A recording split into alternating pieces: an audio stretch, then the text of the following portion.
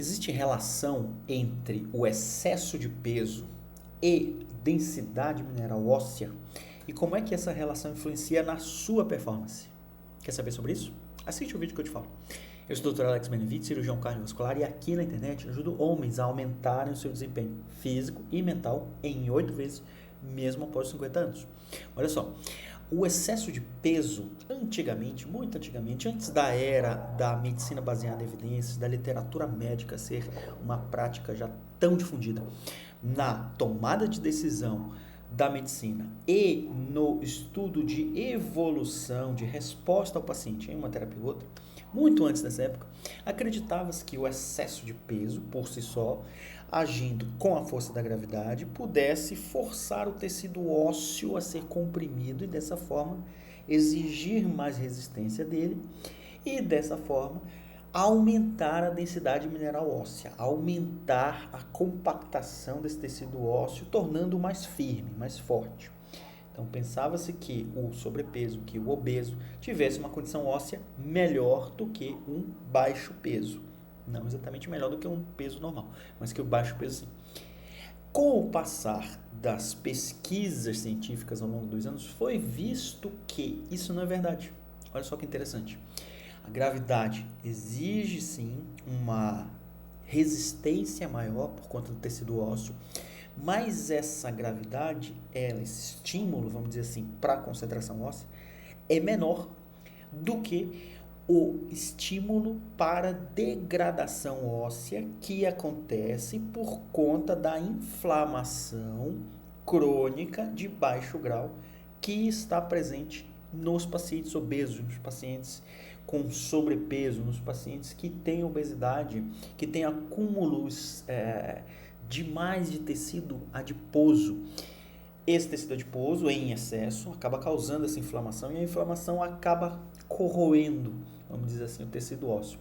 Tem um estudo muito interessante da Universidade de Chicago, publicado em 2022 no Journal of Clinical Endocrinology, que pegou mais de 10.100 homens e mulheres entre 20 e 59 anos e nessa amostra dividiu entre obesos e não obesos.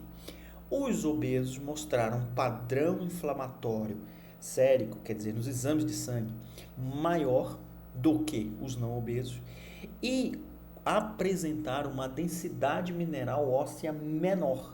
Olha só que interessante. Mesmo sendo mais, vamos dizer assim, exigindo de mais resistência, teoricamente, do tecido ósseo para segurar mais peso.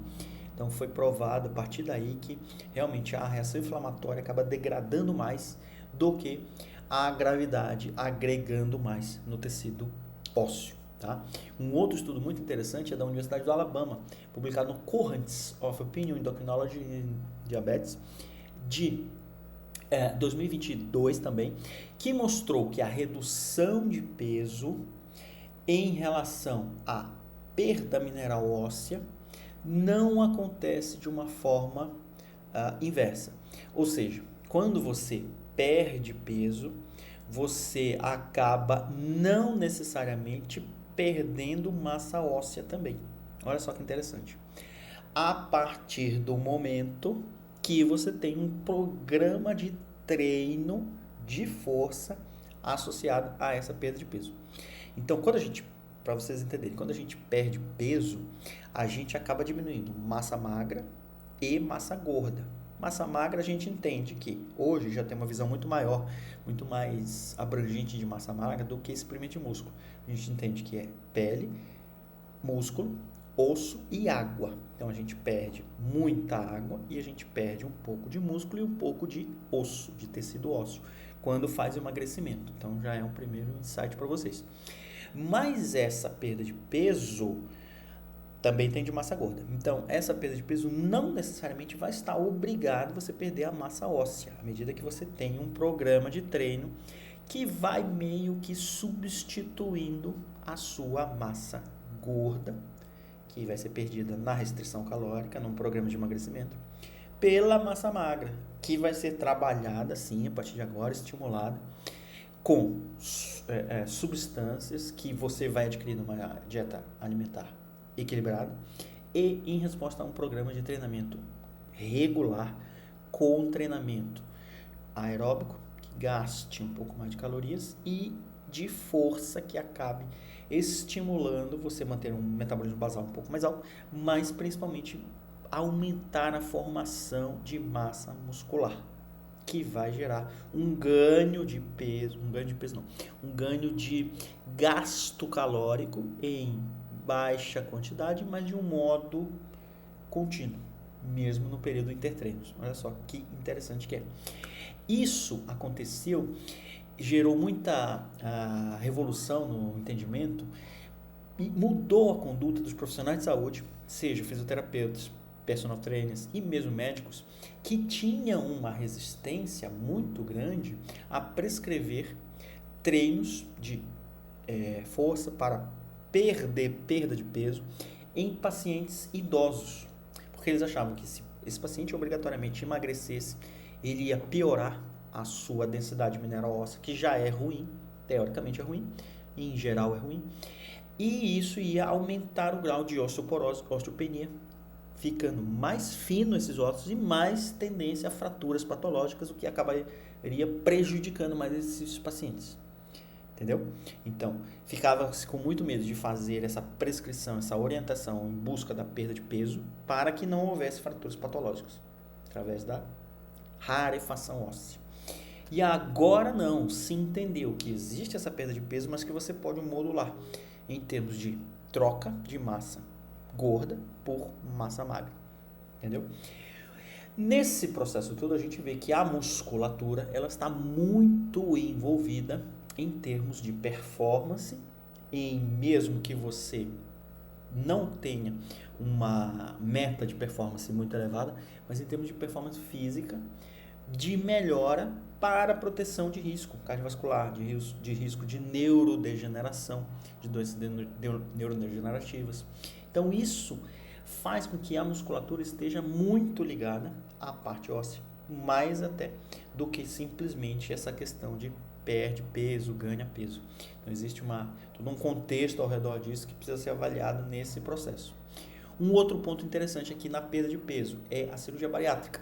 A cirurgia bariátrica, em geral, é uma cirurgia que prejudica a absorção de vários nutrientes, principalmente vitamina D e vitamina B, que vai gerar anemia, que vai gerar perda de função de rendimento muscular, que vai gerar também diminuição da concentração de massa óssea através da vitamina D.